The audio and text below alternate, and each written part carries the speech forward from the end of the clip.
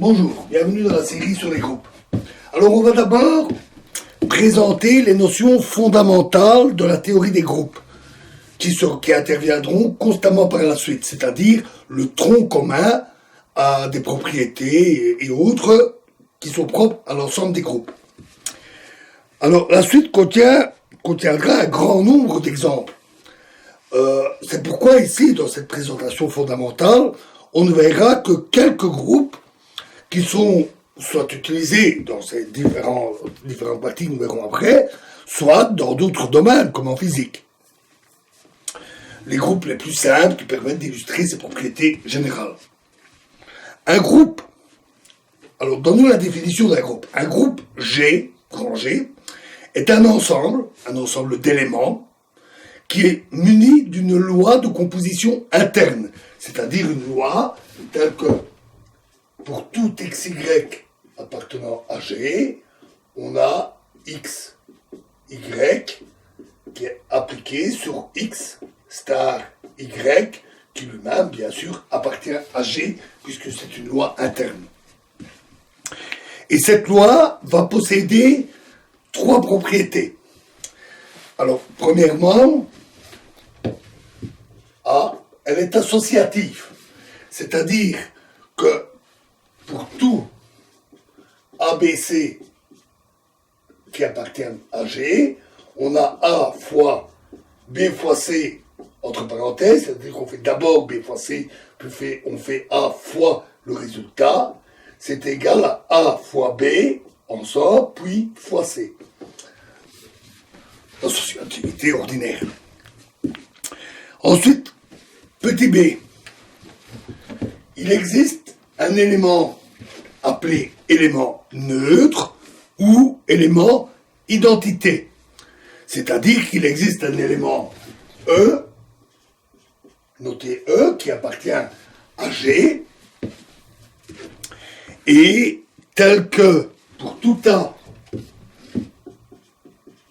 appartenant à G, on a A fois E est égal à E fois A est égal à A. Et cet élément est manifestement unique. C'est logique, parce que supposons qu'on ait E1 et E2, qui obéissent à cette loi, qui sont deux éléments neutres.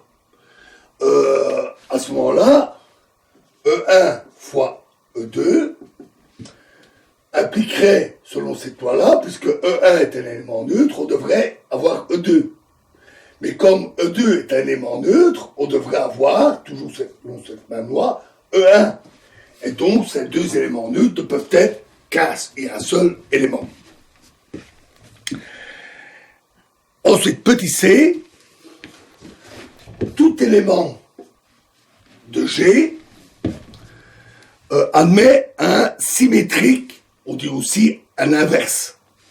C'est-à-dire que pour tout A appartenant à G, il existe un élément noté A exposant moins 1 appartenant à G, tel que A fois A moins 1 est égal à A moins 1 fois A est égal à E. Et c'est tout. Ce sont les trois propriétés de base de la loi interne de l'ensemble G qui définissent tous les groupes. On ne se préoccupera pas ici de savoir si on peut affaiblir les axiomes en jonglant par exemple avec d'hypothèses vrai à droite ou vrai à gauche, ici ou ici, dans B ou C. On verra juste, pour mémoire, un peu plus loin, le cas de structure avec moins d'axiomes. Alors, le groupe est dit commutatif ou abélien si la loi interne est commutative, c'est-à-dire si pour tout AB appartenant à G, on a A fois B égale B fois A. Ce qui justifie ces écritures. un groupe n'est pas nécessairement commutatif.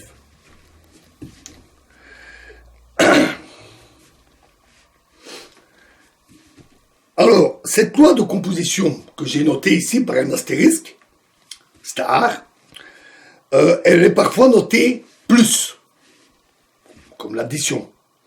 Dans ce cas, l'élément neutre est plutôt noté 0. Et le symétrique, alors, est plutôt noté, donc plus 0, et le symétrique est plutôt noté moins 1. On l'appelle alors parfois opposé, ou le négatif. C'est la notation dite additive. On utilise aussi parfois, et même assez souvent en fait, la notation multiplicative. Donc on écrit A point B, ou même AB, quand il n'y a pas d'ambiguïté sur les symboles, pour représenter la loi de composition du groupe, c'est-à-dire la multiplication du groupe, comme on l'appelle aussi parfois. Et dans ce cas-là, le neutre est plutôt noté simplement 1. Et le symétrique est noté toujours A-1 ou 1 sur A.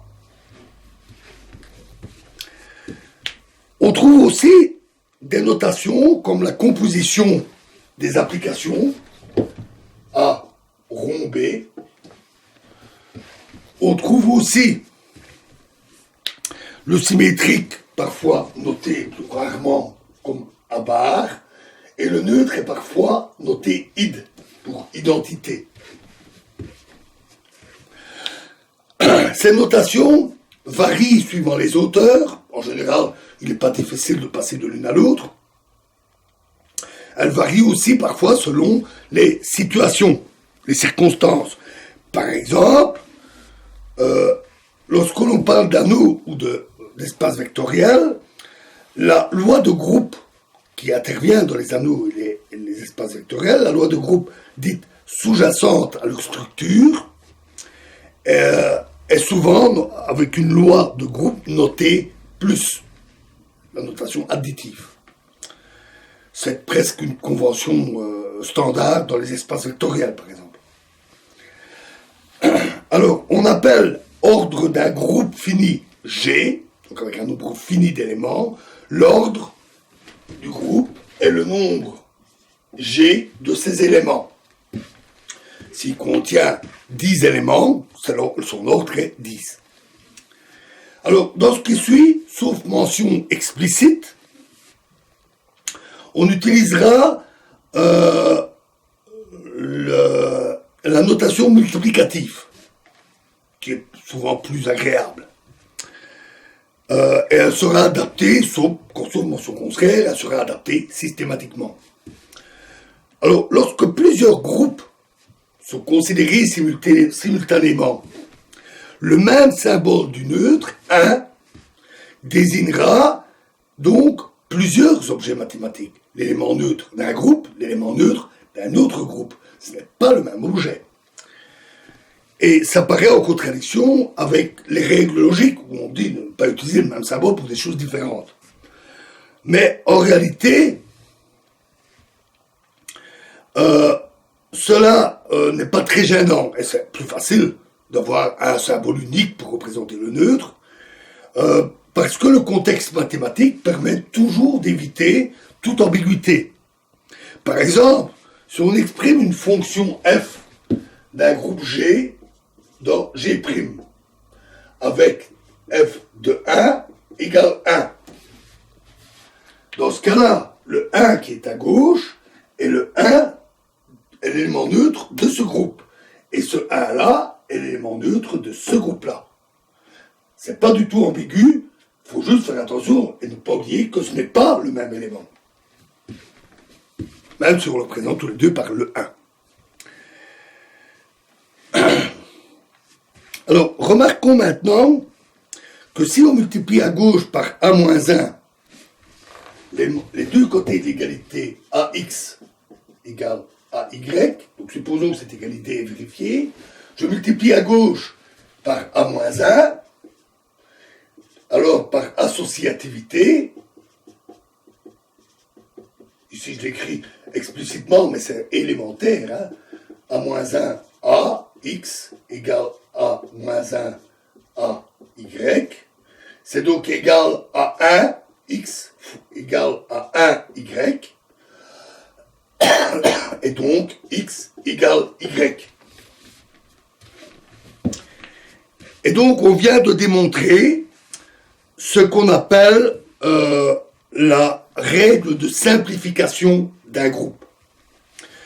Les deux membres de l'égalité AX égale AY impliquent que X égale Y.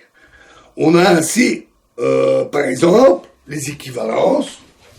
AX égale Y est équivalent à XA égale YA est équivalent à X égale Y.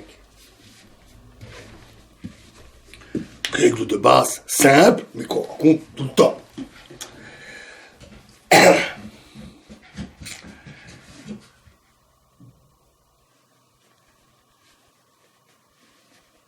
Alors, une démonstration tout à fait analogue à celle-là montre que dans un groupe, les équations linéaires du type, par exemple, AX égale B, ou bien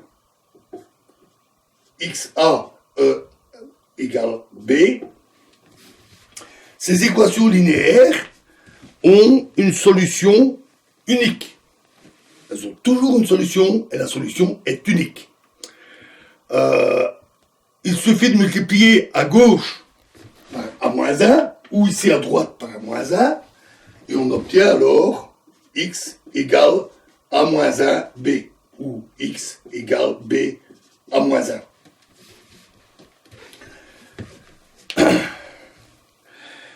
Alors si X appartient à G, le groupe, et que N, petit n, est un entier positif, on va noter X exposant N, le produit de N éléments identiques X, c'est-à-dire X, X, X, X, N fois. Et on va noter X exposant moins N, le produit de moins X, de X moins 1 fois X moins 1 fois X moins 1, etc., X moins 1, N fois. Et par convention, on dit que X0, X exposant 0, c'est l'élément neutre. Et donc nous avons défini l'exposant X exposant N, l'exposant entier, pour tout entier relatif. Et on vérifie très facilement que deux puissances quelconques d'un même élément commutent, X exposant M fois X exposant M, avec M des entiers positifs ou négatifs ou nuls, quelconque, est toujours égal à X exposant M fois X exposant M.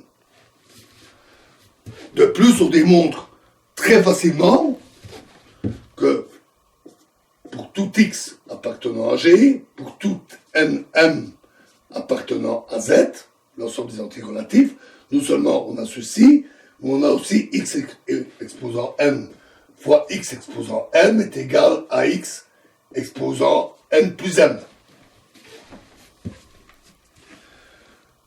C'est une notation souvent très pratique. En notation additive, ici on utilise la notation multiplicative, rappelons-nous, en notation additive, au lieu de noter X exposant M, on va plutôt noter NX. L'addition de N éléments identiques X. Voilà, et nous continuerons l'étude des propriétés fondamentales et générales dans la prochaine vidéo. Je vous remercie.